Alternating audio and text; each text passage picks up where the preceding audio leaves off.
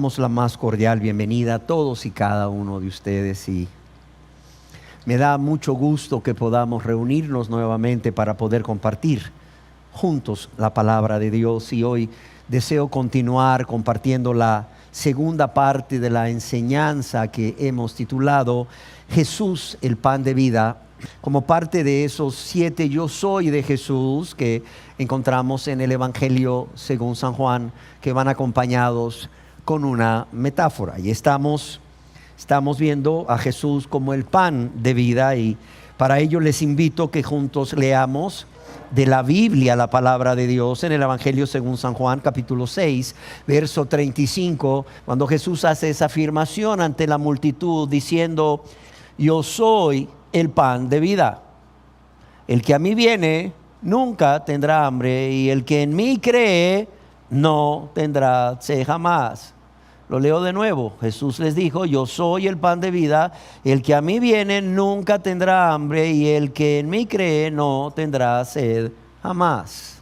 En nuestra enseñanza anterior analizábamos el contexto en el que el Señor Jesús hace esta afirmación acerca de sí mismo, pero también 4 razones de entre muchas, o 4 intenciones o motivaciones equivocadas o erróneas que llevan a la multitud de personas a buscar a Jesucristo. Decíamos que como parte del contexto, cuando el Señor Jesús se manifiesta a la multitud como el pan de vida que bajó del cielo, que descendió del cielo para dar vida al mundo, en ese momento la nación de Israel se encontraba gobernada o bajo el dominio del Imperio Romano. Y decíamos que siendo la economía de esta nación, la economía de un país en desarrollo, obligado a pagar impuestos al emperador romano,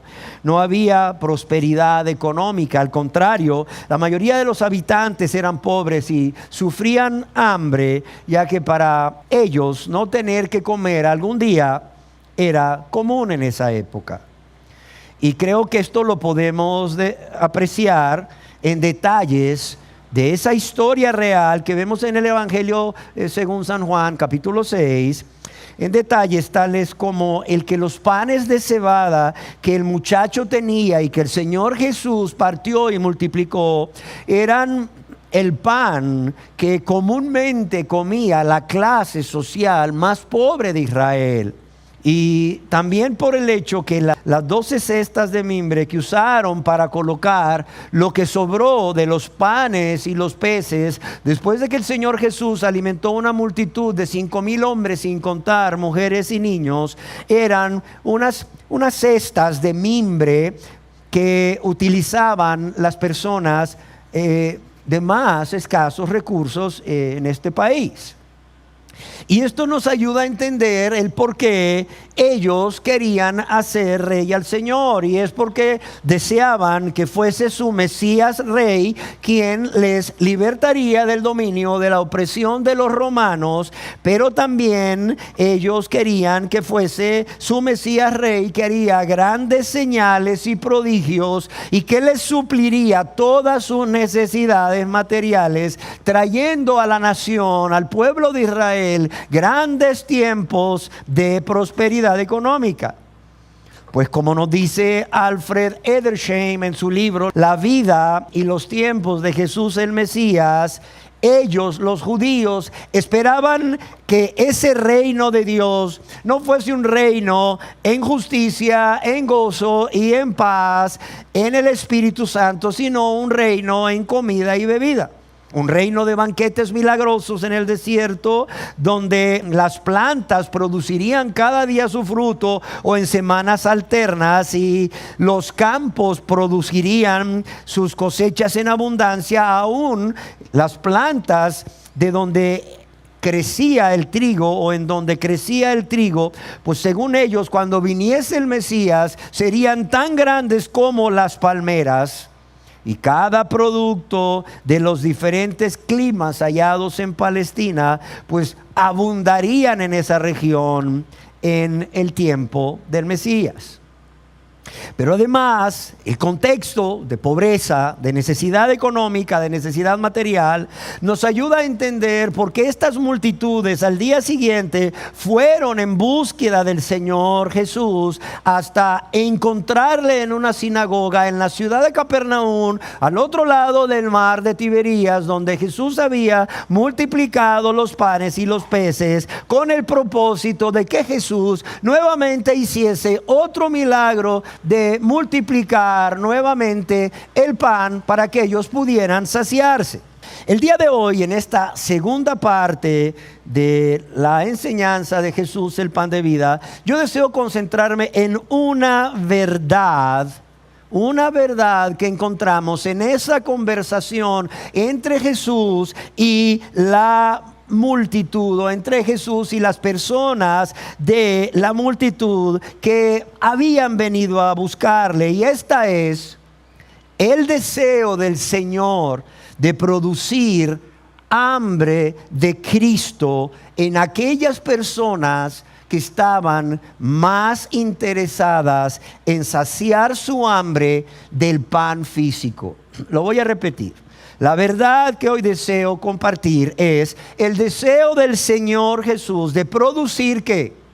Hambre de Cristo en aquellas personas que estaban más interesadas en que el Señor supliera sus necesidades materiales que en sus necesidades espirituales. Y esta verdad la encontramos en el Evangelio según San Juan, capítulo 6, verso 26. Allí en el Evangelio según San Juan, en el capítulo 6, en el verso 25, leemos que hallándole al otro lado del mar, las personas que formaban parte de esta multitud le dijeron: Rabí, o maestro, ¿cuándo llegaste acá? A lo que el Señor les responde en el verso 26, donde encontramos esta verdad que queremos compartir: de cierto os digo que me buscáis, no porque habéis visto las señales, sino porque comisteis el pan y os saciasteis. Oigan la respuesta del Señor Jesús: de cierto os digo que me buscáis, no porque habéis visto las señales, sino porque comisteis del pan y os saciasteis. Si analizamos la pregunta que le hacen al Señor y la respuesta que el Señor les da, veremos que de la misma manera que sucedió con Nicodemo cuando vino a Jesús de noche, esta respuesta no tiene relación alguna con la pregunta. La respuesta no tiene relación alguna con la pregunta, pero sí vemos que en ambas ocasiones, tanto con las personas de la multitud como con Nicodemo, aunque la respuesta no tiene ninguna relación con la pregunta, vemos cómo el Señor Jesús va al grano. Ahora la pregunta es: ¿por qué el Señor Jesús responde así? ¿Por qué Él responde así? Bueno, podríamos pensar que hay varias razones, pero la primera de ellas es que no les responde lo que quieren oír. Él les responde así porque, óigase bien, no les responde lo que quieren oír, como muchas personas aún hoy en día andan buscando oír solamente lo que quieren oír. Pero vemos aquí al Señor Jesús, al ser más amoroso, que no les responde lo que quieren oír, sino lo que necesitan oír. Una cosa es que el Señor te diga lo que quieres oír, y otra cosa es que te diga lo que necesitas oír. Todos nosotros debemos de pedirle al Señor que nos hable, pero no lo que nosotros queremos oír, sino lo que realmente necesitamos que Él nos diga. Amén. Otra de las razones podría ser porque lo que Él les responde, tanto a la multitud como a Nicodemo, lo que Él les responde es lo más importante para sus almas. Ellos vienen con una interrogante, ellos vienen con la intención equivocada, pero Jesús ve lo que hay en sus corazones y Él ve lo que es más importante para sus almas. ¿Por qué? Porque el Hijo del Hombre vino a buscar y a salvar lo que se había perdido. Pero también vemos que les responde así como una tercera razón, por lo que hemos dicho, por esta verdad que queremos compartir hoy, porque el Señor desea producir en todas estas personas hambre de Él, hambre de Cristo y no de los beneficios de los milagros. Su deseo es producir en todos ellos un fuerte deseo y una gran necesidad de la persona de Jesús. Eso es producir hambre. Es producir en ellos un fuerte deseo y una gran necesidad de su persona como el Mesías, como el Salvador, en quien ellos podían encontrar el perdón de todos sus pecados. ¿Para qué? Para ser reconciliados con Dios y tener vida eterna. Ahora, puede que usted se pregunte, ¿por qué el Señor desea producir en ellos y aún en día en las personas no convertidas? ¿Por qué el Señor desea producir hambre de Cristo? Porque al no tener Él necesidad de que nadie le diese testimonio de las personas, pues Él sabía lo que había en el hombre. En primer lugar, Él sabía que todas estas personas le buscaban con diligencia, le buscaban haciendo un esfuerzo, le buscaban con aparente gran interés, pero por la razón, el motivo, la intención equivocada o errónea. Ya lo vimos en la primera parte de esta enseñanza. En segundo lugar, el Señor trata de producir hambre de Cristo en ellos. ¿Por qué? Porque los ve ciegos a su verdadera condición espiritual. Y esto lo vemos también en muchas personas hoy en día. Los ve ciegos a su verdadera condición espiritual. El Señor ve cómo ellos están yendo por el camino ancho que lleva a la perdición, a la condenación eterna, pero están engañados. Y lo quiero repetir, porque esto es común hoy en día también. El Señor ve cómo las personas están yendo por el camino ancho que lleva a la perdición, a la condenación eterna, pero están ¿cómo? Están engañados. Están engañados, ¿por qué? Porque creen que van por el camino angosto que lleva a la vida eterna. Pero también el Señor quiere producir ese hambre de Cristo en ellos porque no ven cómo su realidad espiritual es que a pesar de que son descendientes de Abraham, ellos no son hijos de Dios. Ellos no son pueblo de Dios. A pesar de que son descendientes de Abraham, a pesar de que son israelitas, ellos no son hijos de Dios como creen serlo.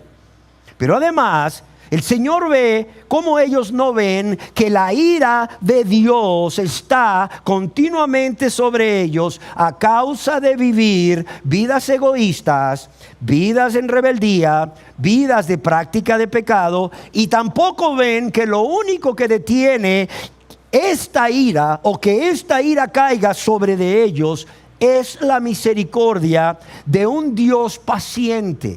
Es la misericordia de un Dios de gracia.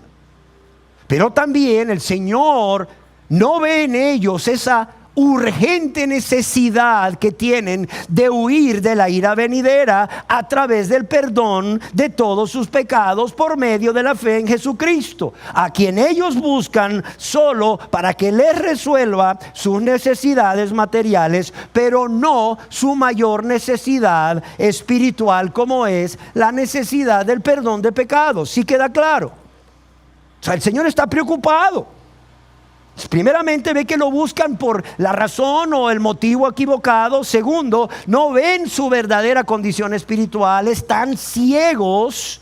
Y en tercer lugar, seguramente el Señor no observó en ellos ninguna señal de arrepentimiento. Lo repito, el Señor no observó en ellos ninguna señal de arrepentimiento. ¿Por qué? Porque al no ver estas personas su verdadera condición espiritual de pecadores en manos de un Dios airado, óigalo bien, a no ver estas personas su verdadera condición espiritual de pecadores en manos de un Dios airado, ellos no podrán reconocer sus pecados y cómo han pecado contra Dios y su prójimo, y A causa de esto, el Señor ve como estas personas están muy lejos de experimentar esa vergüenza, de experimentar ese pesar que Dios produce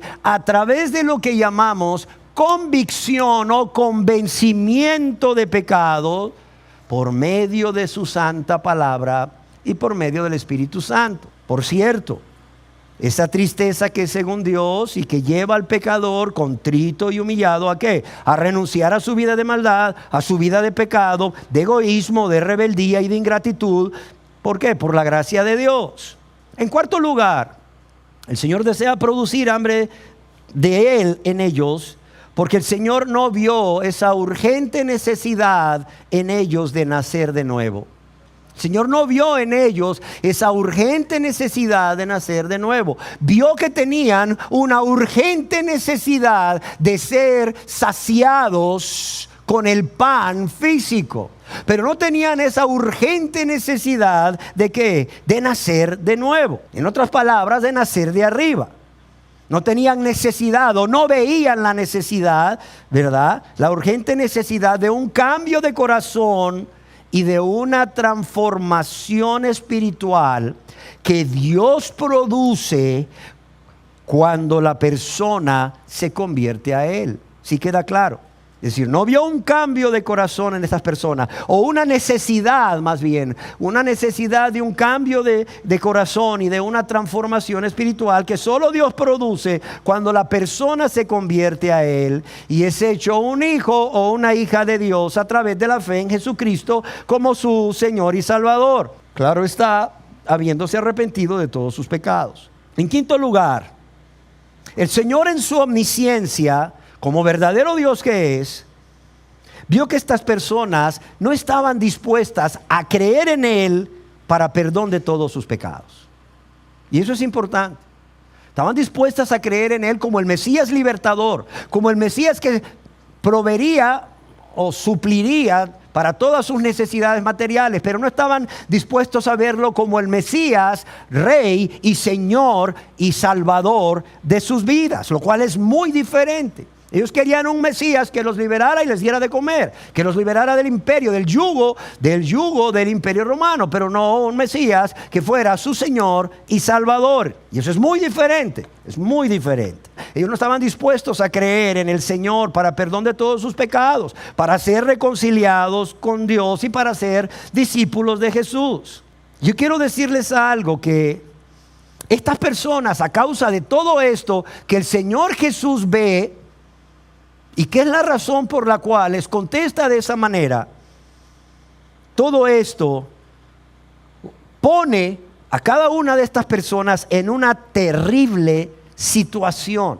Y es la misma terrible situación en la que hoy se encuentran las personas que están buscando a Jesús por el motivo, la intención equivocada, que no ven su verdadera condición espiritual, que están ciegos, que van por el camino ancho que lleva a la perdición, pero creen que van por el camino angosto que lleva a la vida eterna. Las personas que realmente no se han arrepentido para después creer en el Señor Jesús como su Señor y Salvador. ¿Sí me entienden? Es la misma terrible situación, y quiero hacer énfasis en estas dos palabras: terrible situación. ¿Por qué? Porque no puede haber para un ser humano una situación más terrible como la que se encontraban estas personas. ¿Por qué? Porque al estar en esta situación o condición espiritual, óigalo bien, nunca iban a ser salvos. No sé si me explico. Nunca iban a ser salvos. ¿Por qué razón? Porque mientras se creyesen justos y rectos ante Dios, y mientras estuviesen poniendo su confianza en que eran israelitas, y también su confianza en su justicia propia, fruto de todo lo que hacían, y solo buscasen al Señor Jesús como su Mesías libertador y proveedor, nunca el Señor Jesús obraría esa salvación en ellos. ¿Por qué razón afirmo esto? Porque el mismo Señor Jesús resume su misión al venir a esta tierra con las siguientes palabras: no he venido a llamar a justos, sino ¿a quién? A pecadores. ¿A qué? al arrepentimiento. Lo puedes leer en Lucas 5:32. Y me gusta más ahí en el Evangelio de Lucas, porque en el Evangelio de Lucas se agrega la palabra al arrepentimiento, o se agregan las palabras al arrepentimiento. O sea, el Señor Jesús vino a esta tierra con un solo propósito. ¿A qué? No a llamar a justos, sino a quienes, a pecadores, al arrepentimiento. El Señor Jesús lo que está diciendo aquí es algo así como: no he venido a llamar a personas que se creen justas, rectas, delante de Dios, aunque no lo son. Es que esa es la clave para interpretar este verso. Y esta es la clave para interpretar el por qué yo digo que estas personas, mientras estaban en esa actitud, en esa condición espiritual, nunca iban a ser salvos. Porque el Señor Jesús no ha venido a llamar a personas que se creen justas, que se ven a sí mismas como justas, como buenas, como rectas delante de Dios, pero no lo son. Sino que Él vino a llamar a personas que primeramente se reconocen pecadores y sienten el peso, la carga de todos sus pecados sobre ellos. ¿A qué? Al arrepentimiento. Alguien muy acertadamente escribió, y lo traje conmigo, quiero leérselos porque estoy de acuerdo. Dice: ¿a qué vino Jesús al mundo? Y Él mismo responde: a llamar a los pecadores, a los que reconocen la gravedad de sus pecados. Dice: a llamar a los pecadores, a los que reconocen la gravedad de sus pecados, a los que están sin esperanza, a los abrumados por la pena, a los hambrientos y sedientos, a los débiles, los cansados, los quebrantados, aquellas cuyas vidas están deshechas, a los pecadores desesperados que saben que son indignos de todo perdón, pero desean ser perdonados. Y es que, amados y amadas, es necesario entender esto. La salvación no fue nunca un premio a las obras humanas. Siempre ha sido un don de la gracia de Dios. ¿Para quiénes?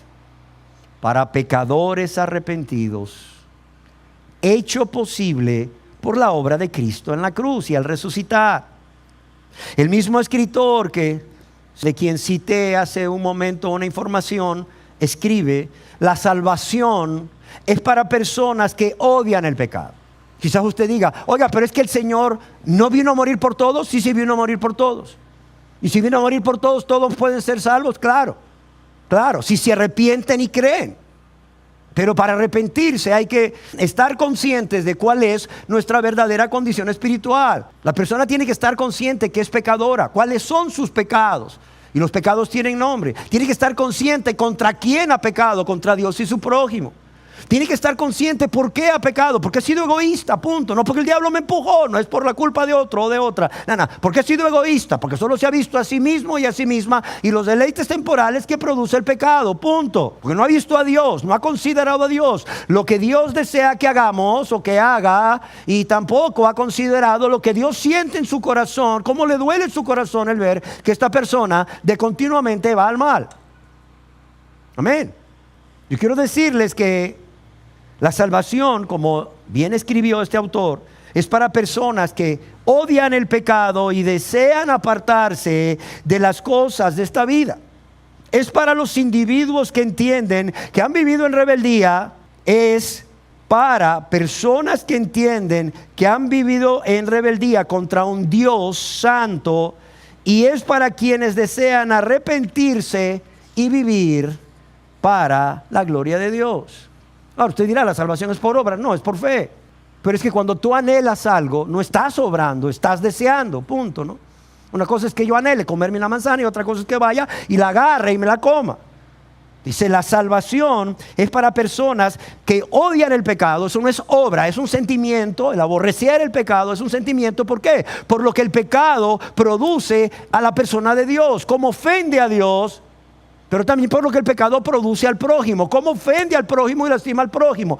Todo pecado que una persona comete tiene consecuencias en la persona que lo comete, para con Dios y para contra quien se comete ese pecado. Todo pecado genera dolor. ¿Por qué? Porque todo pecado es una injusticia. Dice, la salvación es para personas que odian el pecado. ¿Por qué? Por estas razones. Porque ve las consecuencias que su pecado produce a la persona de Dios y a su prójimo y aún a su misma alma. Pero no solo odia el pecado, sino porque odia el pecado, lo aborrece. Desean apartarse de las cosas pecaminosas de esta vida. Dice, es para individuos que entienden que han vivido en rebeldía contra un Dios santo, y es para quienes desean arrepentirse y vivir para la gloria de Dios. ¿Por qué razón? Porque un Dios justo, óigalo bien, un Dios justo, un Dios santo, un Dios puro, no puede tolerar el pecado, y por tanto, o por esta razón, Él no va a salvar a las personas que tratan de acercarse a Él suplicando perdón, ¿pero qué? Pero amando su pecado. No sé si me explico.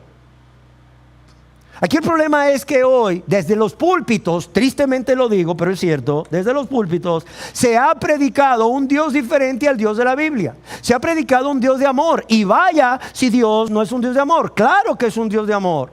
Dios es un Dios de amor. Estamos aquí porque Él es un Dios de amor. Y la mayor muestra de amor es no solamente crearnos y ser paciente y tolerarnos a pesar de todos nuestros pecados cometidos contra Él, ¿verdad? Desde muchos años, sino que envió a su Hijo amado, en quien Él se complacía, a morir en la cruz en nuestro lugar. Si es cierto, es un Dios de amor, pero ¿qué pasa? Solo se está predicando un atributo de Dios, que es el amor, pero no se está predicando acerca de otro atributo de Dios, como es la justicia, y que por su justicia Él no va a tener por inocente al culpable. Aunque sea Dios de amor, es justo, y aunque sea Dios de amor, Él no va a tener por inocente al culpable y lo va a condenar si no se arrepiente y confía en Jesús como su único y suficiente Señor y Salvador. ¿Sí me explico? O sea, tampoco están viendo el atributo de Dios, que es santo, santo, santo. Por cierto, cuando este hombre de Dios, este profeta Isaías, tuvo esa revelación de Cristo, porque fue a Cristo quien vio, porque a Dios nadie ha visto, ¿cuál era la frase que pronunciaban estos ángeles? No era amor, amor, amor. ¿Cuál era? Era bondad, bondad, bondad. ¿Sí o no? No, ¿verdad? Era misericordia, misericordia, misericordia. No, ¿verdad? ¿Era cuál? Santo, santo, santo. Porque Dios es santo, Él no va a salvar a ninguna persona que trate de acercarse a Él, conservando su pecado, amando su pecado, resistiéndose a ¿qué? A renunciar a su vida de práctica de pecado con la ayuda del Espíritu Santo. Amén. De modo que, a menos que una persona se avergüence de sus pecados y por causa de esto, o sea, decida renunciar a ellos con la ayuda de Dios, amados y amadas, no nos engañemos, no hay salvación. Ahora vuelven ustedes a decir, oiga, pero es que la salvación no es por fe. Sí, claro que es por fe. Pero Jesús predica un estado antes de la fe. Jesús dijo, cuando Él empezó a predicar, ¿qué predicaba Él? Dijo, arrepentíos y ¿qué? Y creed. Y cuando mandó a sus discípulos a predicar, ¿qué les mandó que predicasen? Que la gente se arrepintiese primeramente y después ¿qué? Y después creyesen. Y cuando Pedro pronunció su primer discurso, él dijo arrepentíos primeramente, ¿sí o no? Y cuando Pablo predicaba a judíos y a gentiles, ¿qué predicaba? Acerca del arrepentimiento para con Dios y la fe en nuestro Señor Jesucristo. O sea, arrepentimiento y fe es una sola cosa. Es una sola cosa. Hay gente que dice, no, pues que yo soy salva por fe, pero te arrepentiste. No. Eso es como querer echar tortillas sin encender el fuego. Yo no sé si alguna dama que está aquí, alguna ama de casa se imagina querer, o sea, hacer tortillas sin encender la hornilla, sin encender el fuego. Eso no se puede. Puedes darle forma a la masa y la masa puede parecer tortilla, pero mientras no se enciende el fuego y esa masa no pase por ese proceso de cocción, nunca va a ser realmente una tortilla. Va a parecer tortilla, pero ¿qué pasa? No va a ser tortilla. Igual pasa hoy en día. Muchísimas personas parecen cristianas. Sí, parecen cristianas, tienen la forma, pero no son cristianas. ¿Por qué? Porque no se han arrepentido y han creído. Solamente dicen, no, yo soy salvo por fe y te arrepentiste. No, vaya pues. ¿Sí me entiende? Es imposible sugerir que una persona pueda encontrar al Dios santo de la Biblia y ser salvo. Óigase bien. Es imposible sugerir que una persona pueda encontrar al Dios santo de la Biblia y ser salvo sin a la vez hacer frente a la gravedad de sus pecados y consecuentemente arrepentirse. Lo quiero leer de nuevo. Y bueno, voy a decirles el autor de este libro, de quien he estado tomando estas citas, John MacArthur, muy conocido por todos. O sea, todo esto, estas citas son de MacArthur, de John MacArthur. MacArthur dice, a menos que una persona se avergüence de sus pecados, o sea, no hay salvación. Y yo estoy de acuerdo con él, por eso lo cito en esto, pues. Dice, es imposible sugerir que una persona pueda encontrar al Dios santo de la Biblia y ser salvo sin a la vez hacer frente a la gravedad de sus pecados y consecuentemente arrepentirse.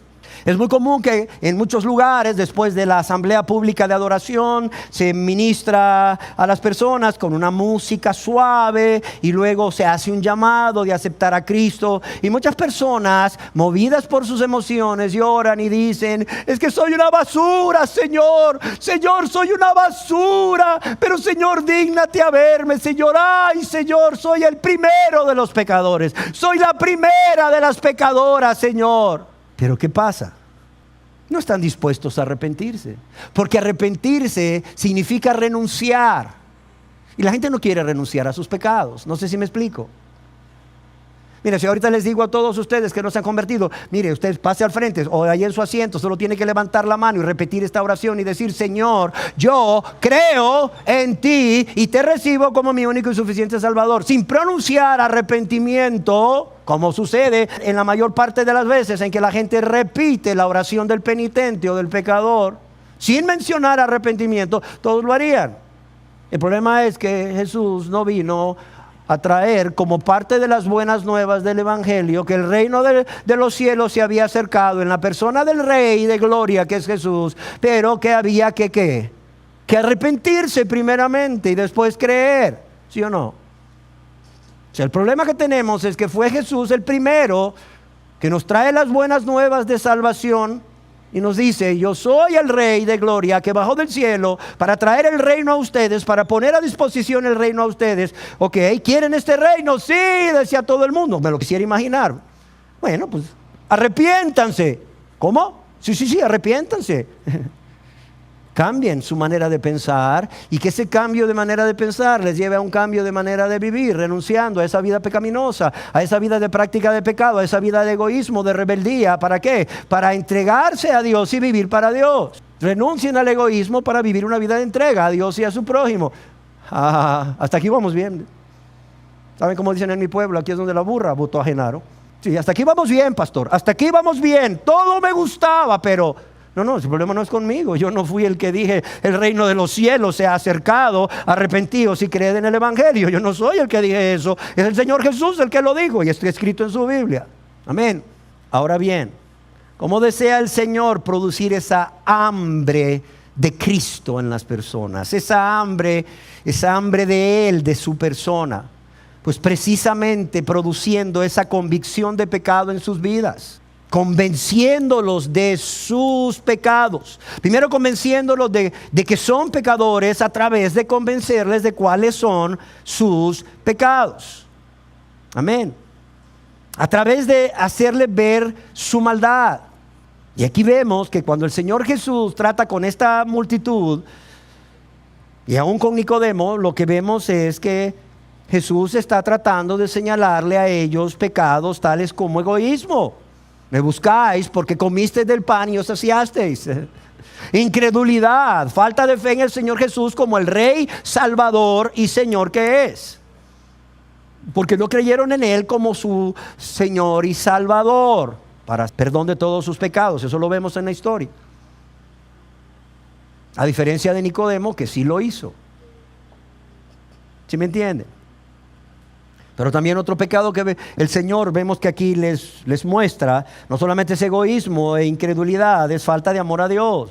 Y como les decía, lo podemos ver en el hecho de que ante la pregunta de estas personas de la multitud de Rabí, ¿cuándo llegaste acá? El Señor les responde de inmediato, sacando a la luz lo que Él está viendo en sus corazones y lo que está viendo en sus intenciones, al decirles, de cierto os digo que me buscáis, no porque habéis visto las señales, sino ¿por qué? Porque comisteis del pan y os saciasteis. Otro ejemplo claro de cómo el Señor trata de producir hambre. Y quiero poner dos ejemplos más. ¿Por qué? Porque ¿saben de dónde salen las herejías? De un texto nada más, y un texto generalmente fuera de contexto. Y aunque aquí este texto es claro, ese texto de Juan 6:26, donde el Señor Jesús trata de producir hambre de Cristo en ellos a través de hacerles ver su maldad y su pecado, quiero mencionar un par de casos más que están aquí en la Biblia. Por cierto, el ejemplo que voy a citarles a continuación es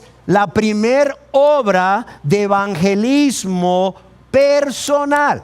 Ciertamente Jesús recorría ciudades y aldeas predicando el reino de Dios, las buenas nuevas de salvación, el evangelio.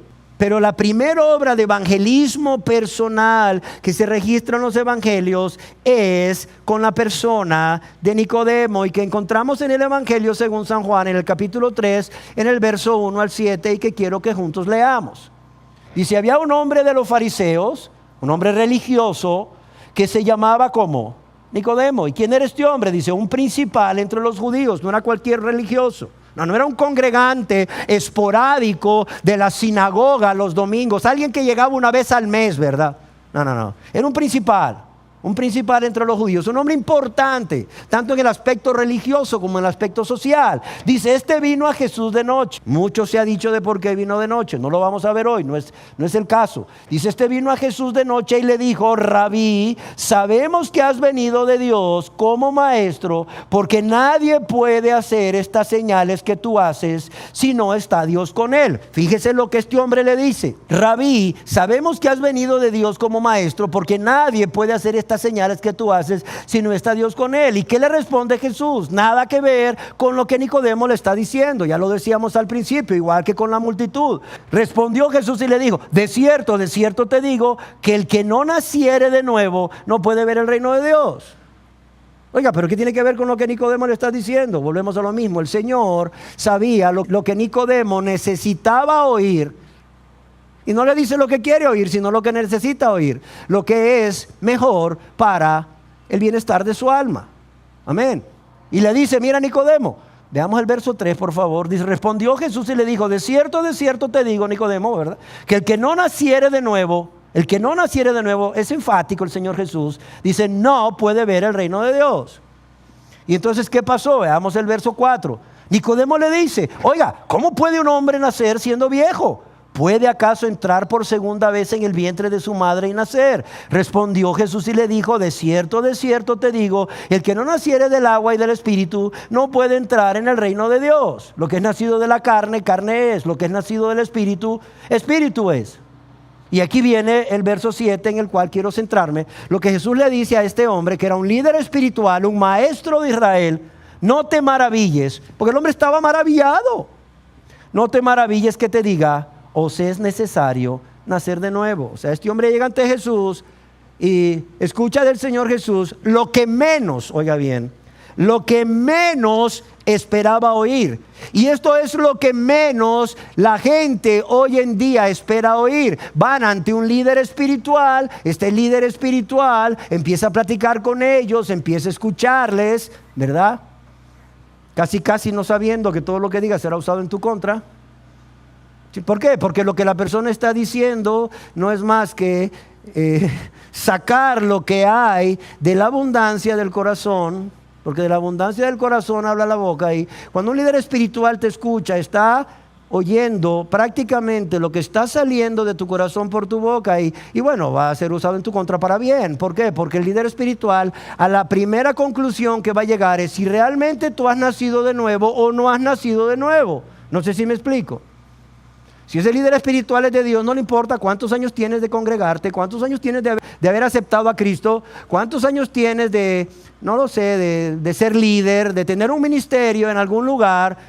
No le va a interesar eso, solo le va a interesar una cosa: ¿qué es lo que está reflejando lo que sale por tu boca? Porque de la abundancia del corazón habla la boca, y eso le va a manifestar o le va a hacer ver a este líder espiritual, si es de Dios, cuál es tu verdadera condición, si realmente has nacido de nuevo o no has nacido de nuevo. Y lo que te va a decir este hombre a continuación es lo que la gente no quiere escuchar, como Nicodemo, y hasta te puedas maravillar y decir: ¿cómo? Lo que este hombre te va a decir es: bien, ¿has nacido de nuevo? Te va a decir, no, no has nacido de nuevo, tú necesitas nacer de nuevo. Y te maravilles como Nicodemo y digas, bueno, ¿y quién es este para decirme estas cosas? Amén. Todos vemos en la historia cómo Nicodemo se maravilló. ¿Y por qué se maravilló? Y sabemos que se maravilló porque Jesús le dice, no te maravilles, no te llenes de asombro. Oye, pues te vas a tragar la campanilla de tan asombrado que estás. Porque este hombre, Nicodemo, no era cualquier persona, ya les decía, no era un congregante de una vez al mes ahí en la sinagoga, era primero un israelita, segundo un líder espiritual considerado maestro del pueblo de Israel, era además miembro del poderoso concilio del Sanedrín, era alguien muy importante en su religión y entre su pueblo pues. Y por cierto, como maestro de Israel, muchos acudían en busca de consejo espiritual, maestro. Amén. Pero ¿cuál era su condición espiritual? Era uno de los que se creía justos ante Dios y no solo se creía justo, aparentaba también ser justo ante las personas. Era un hombre que estaba lleno de su propia justicia, no de la justicia que viene de Dios por la fe en Jesucristo. Estaba lleno de su propia justicia por lo que él era y lo que él hacía. Pero el Señor en su gran amor y su infinita misericordia, sabiendo que Nicodemo no tiene hambre de Cristo, sino que más bien está saciado espiritualmente, desea producir hambre de Cristo en él. ¿Cómo? Mostrándole cuál es su verdadera condición. Le dice, Nicodemo, tienes que nacer de nuevo. Es como si el Señor le dijese, mira Nicodemo, nada de lo que has hecho a lo largo de todos estos años en tu religión y como maestro de Israel te ha servido o te sirve para ser salvo de la ira de Dios y de la condenación eterna. Es como si el Señor le dijese, mira Nicodemo, todo lo que has hecho a lo largo de estos años que tú consideras como buenas obras, el Señor lo ve como trapo de inmundicia. El Dios en quien tú dices creer y a quien tú dices servir, todo lo bueno que tú crees que has hecho lo ve como trapo de inmundicia. Porque no ha habido ¿qué? Porque no ha habido un nuevo nacimiento. Toda obra que se realiza para Dios o en nombre de Dios antes de un nuevo nacimiento, Dios la aborrece, Dios la rechaza, Dios la ve como un trapo de inmundicia. No se engañe. Por eso Dios dice a través del apóstol Pablo ahí en Romanos 3, no hay quien haga lo bueno. Antes de convertirse a Dios no hay quien haga lo bueno. ¿Por qué? Porque todo lo que la persona hace va impregnada de ¿qué? Va impregnada de egoísmo. Va impregnada de egoísmo. Va impregnada de vanagloria, de vanidad. Claro está. Imagínense cómo el señor Nicodemo se sintió cuando le dicen, nada de lo que has hecho a lo largo de estos años en tu religión y como maestro de Israel te va a servir para ser salvo. O sea, has estado trabajando en vano, Nicodemo. Todo lo que has hecho, Dios lo abomina, Dios lo aborrece. ¿Cómo creen que se sintió este hombre? Por cierto, mucho mayor que Jesús. ¿Sabes? Así se siente la gente. Cuando el Espíritu confronta a las personas a través de un ministro de Dios y le hace ver su pecado o sus pecados y su verdadera condición espiritual y que nunca ha nacido de nuevo, la gente se siente así. ¿Por qué razón? Porque nada de lo que han hecho, que según ellos ha sido para Dios, les ha servido. ¿Por qué? Porque no han nacido de nuevo. Una cosa es lo que haces para Dios antes de nacer de nuevo y claro está, otra cosa es lo que haces para Dios después de nacer de nuevo. O sea, Dios nos manda a hacer obras. ¿Por qué? Porque la fe obra por el amor. O sea, Dios nos manda a hacer obras después de nacer de nuevo. No somos salvos por hacer obras, sino que todo salvo va a hacer obras. Por amor a Dios y a su prójimo. ¿Sí me entiende? La salvación no es por obras, pero todo salvo, toda persona que ha sido salva por la gracia de Dios, por la fe en Jesucristo, va a hacer obras. El amor a Dios, el amor a Cristo, el amor a su prójimo, lo va a ¿qué? Lo va a impulsar a hacer obras de manera natural, de manera espontánea, obras por amor, obras libres de egoísmo. El Espíritu Santo mismo le va a impulsar a hacer obras libres de egoísmo, obras por amor. La palabra misma le va a impulsar a hacer obras. Pero antes del nuevo nacimiento, todo lo que se haga es como trapo de inmundicia delante de Dios. Y era lo que le había pasado a Nicodemo. Por eso Jesús, en su gran amor y en su infinita misericordia, trata de producir hambre de Cristo en Nicodemo. De modo que Nicodemo no solo le diga: maestro, sabemos que has venido de Dios. ¿Sí me entiende? Rabí, sabemos que has venido de Dios. O sea, porque las obras que tú haces, nadie puede hacer estas señales que tú haces si Dios no está con él. El Señor Jesús quería que le dijera después de esto: Rabí, sabemos no solo que has venido de Dios, sino que ahora yo sé que eres el enviado de Dios, el ungido de Dios, el Mesías, el Cristo, el Salvador, y me rindo ante ti como un pecador necesitado de tu perdón. Amén. ¿Qué diferencia? Gracias a Dios que, según a todos los estudiosos, Nicodemo finalmente se convirtió. No así las multitudes que le seguían porque tenían hambre de pan. Y ojalá que así suceda con muchísimas personas que hoy están viviendo como Nicodemo, engañados, pero que necesitan nacer de nuevo, aunque no les guste oír esto, pero necesitan nacer de nuevo. Y bueno, permítanme mencionar otro caso en el que también el Señor Jesús realiza una obra de evangelismo personal. Y esta vez es con una persona conocida como el joven rico, que también viene a Jesucristo con un aparente interés en las cosas espirituales. ¿Para qué? Para hacerle una pregunta que tiene que ver con la salvación de su alma. ¿Y quién se acuerda cuál es la pregunta que el joven rico le hace a Jesús? La pregunta es: maestro bueno, ¿haciendo qué cosas heredaré la vida eterna? Y aquí en el Señor, mirándole con amor, le confronta con su pecado de codicia al decirle: una cosa te hace falta, vende todo lo que tienes y dalo a los pobres y tendrás tesoros en el cielo, y ven, sígueme tomando tu cruz. Pero se nos dice que él, afligido por estas palabras, se fue triste. ¿Por qué? Porque tenía muchas posesiones y amó más sus posesiones que a Dios, ¿sí o no? Amó más sus posesiones que a Cristo, ¿sí o no? ¿Tenía hambre de Cristo o no tenía hambre de Cristo el joven rico?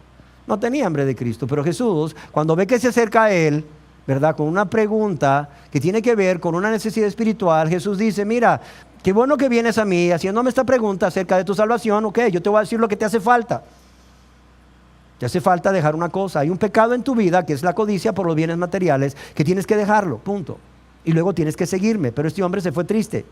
Cualquiera puede decir: oiga, pero este hombre, a diferencia de las multitudes que le fueron a buscar porque tenían hambre de pan, este hombre sí vino a buscar al Señor con mucho interés, preguntando qué debía de hacer para ser salvo. ¿No es acaso esto una preocupación por la salvación de su alma y una evidencia de que este hombre tenía hambre de Cristo? La verdad es que no. ¿Por qué razón? Porque la razón por la cual este joven viene a Cristo, aparentemente movido por una necesidad espiritual, no es diferente a la razón o la intención por la cual las personas de la multitud que también buscaban al Señor con interés aparente y con diligencia por tener esa necesidad o ese deseo de saciar su hambre de pan. ¿Por qué razón? Porque tanto este joven que viene a hacerle una pregunta, movido aparentemente por su necesidad espiritual, como los otros, tenían razones o intenciones equivocadas o erróneas. Todos ellos tienen en común, óigase bien, que no buscaban a la persona de Jesús, sino que buscaban de Jesús, obtener algo de Jesús. No le buscaron como el Cristo, como el Mesías, reconociendo sus pecados y su culpa ante Dios, y con un corazón contrito y humillado suplicaron perdón, misericordia a aquel que podía y quería perdonarlos, al Señor Jesús. Sino que fue su interés egoísta, tanto en el caso de las multitudes como en el caso del joven rico, fue su interés egoísta lo que los llevó a buscar un beneficio de parte del Señor. Amén. Y es que, amados, nunca debemos olvidar que a menos que las personas se den cuenta de que tienen un problema con el pecado, óigase bien, nunca debemos olvidar que a menos que las personas se den cuenta que tienen un problema con el pecado, un grave problema con el pecado, y esto lo escribe MacArthur nuevamente, A menos que las personas se den cuenta que tienen un problema con el pecado, no acudirán a Cristo en busca de solución.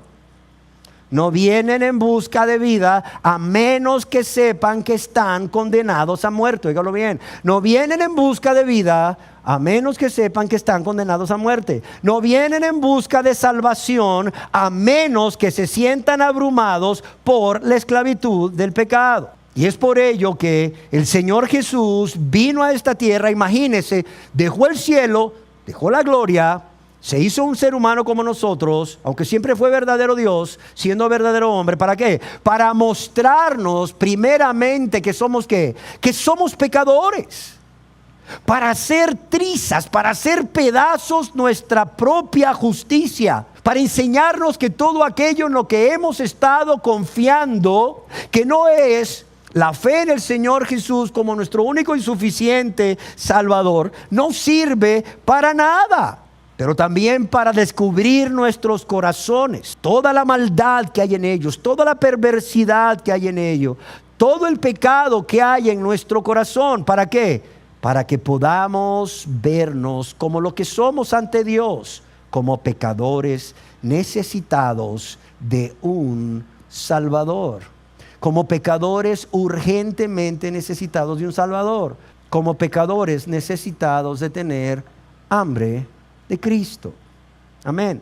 Y es que no me canso de repetirlo, en tanto que una persona no haya llegado a ver que es pecadora, hasta que no sienta ese peso del pecado y desee ser libre de él por la fe en el Señor Jesús, el Señor no le va a salvar. No le va a salvar.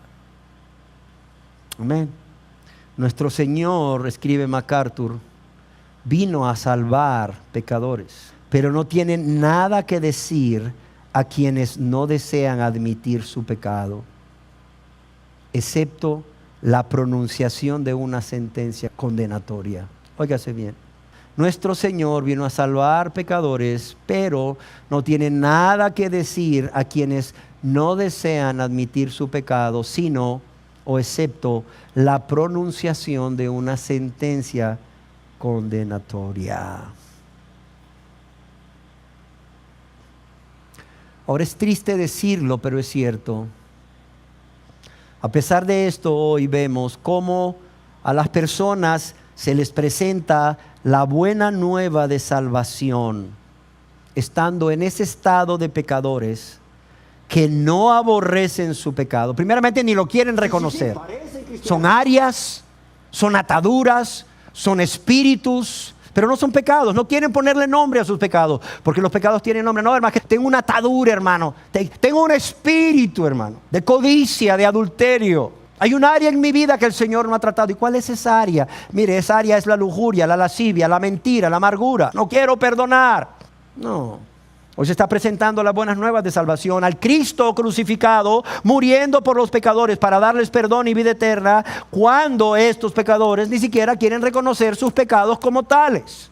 Ahí están justificándose, echándole la culpa al otro, o a la otra, o al diablo, a quien sea.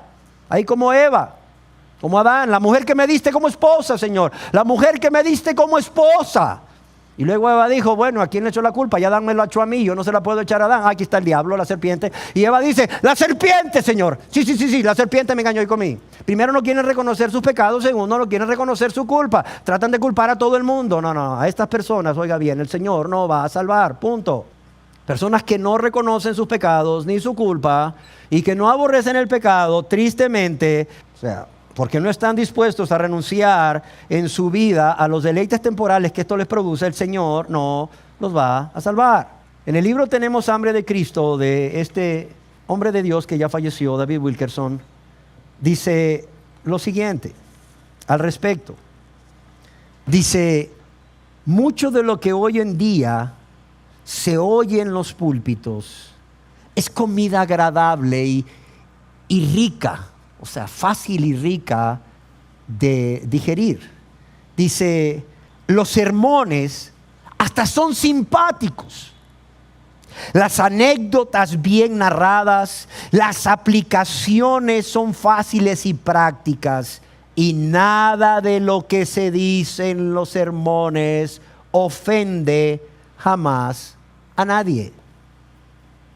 No resulta difícil llevar consigo el domingo a un cónyuge o amigo que no es cristiano, porque no se va a sentir incómodo. Oiga lo que escribe Wilkerson.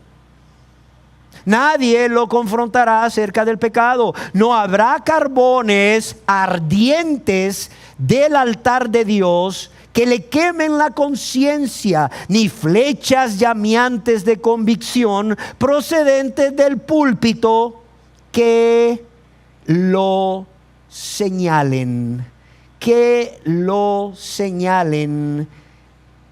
y muestren el pecado que hay en su corazón, y que le digan con voz de trueno: tú eres ese hombre. Y si en realidad el martillo cae sobre el pecado, rápidamente amortiguan su efecto.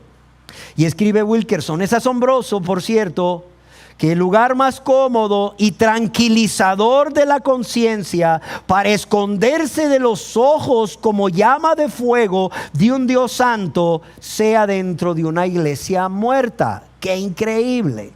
Y lo repito, es asombroso, por cierto, que el lugar más cómodo y tranquilizador de la conciencia para esconderse de los ojos como llama de fuego de un Dios santo sea dentro de una iglesia muerta.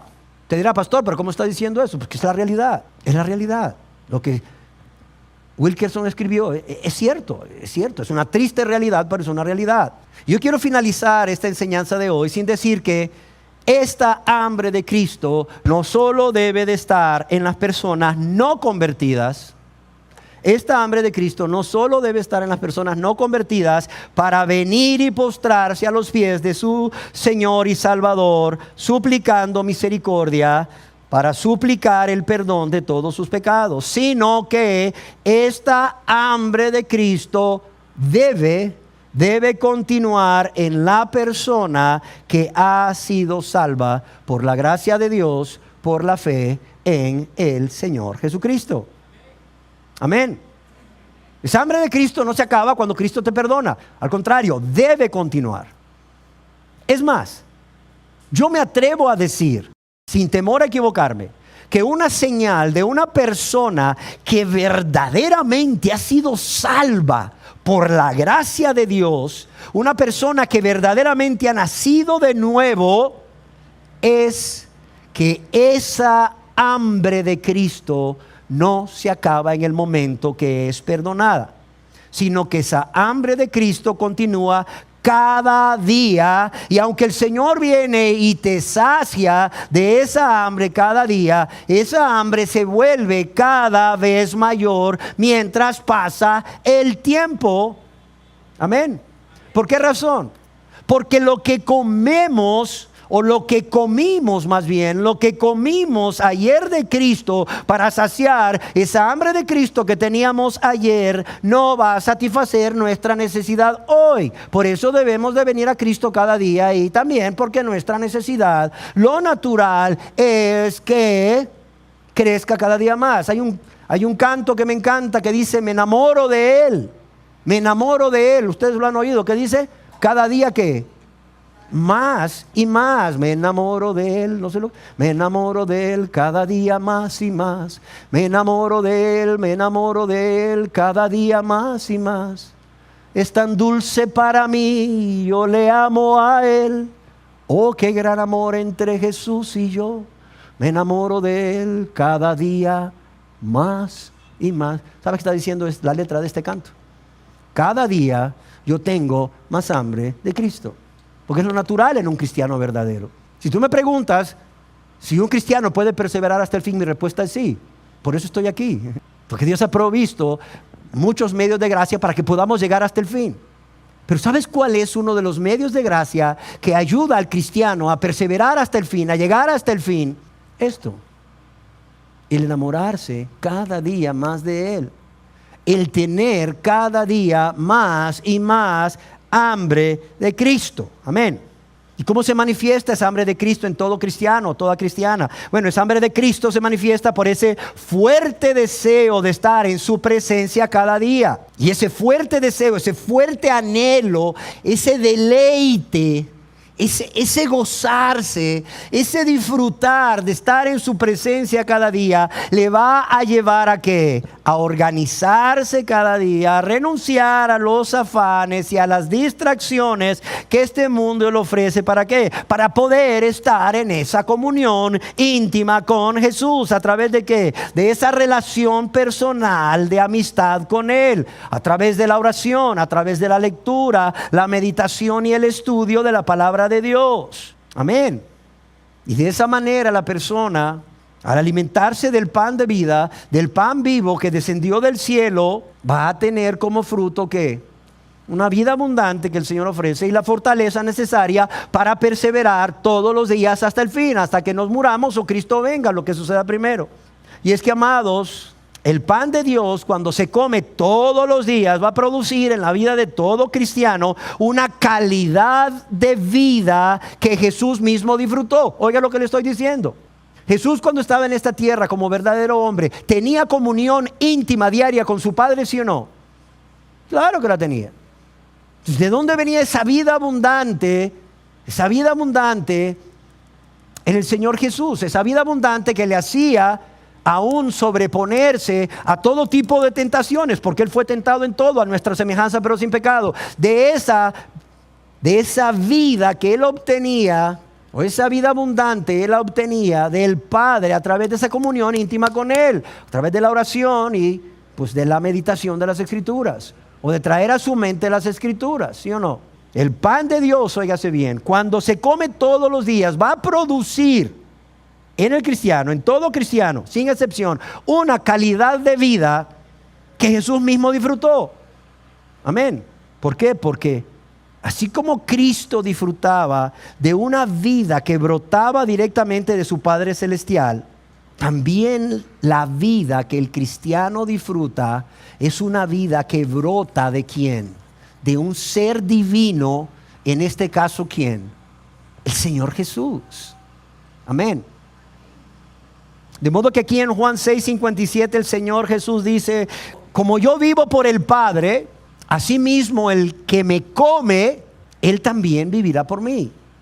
De modo que la vida está en ¿quién? En el Hijo. ¿Y su nombre es quién? Jesucristo.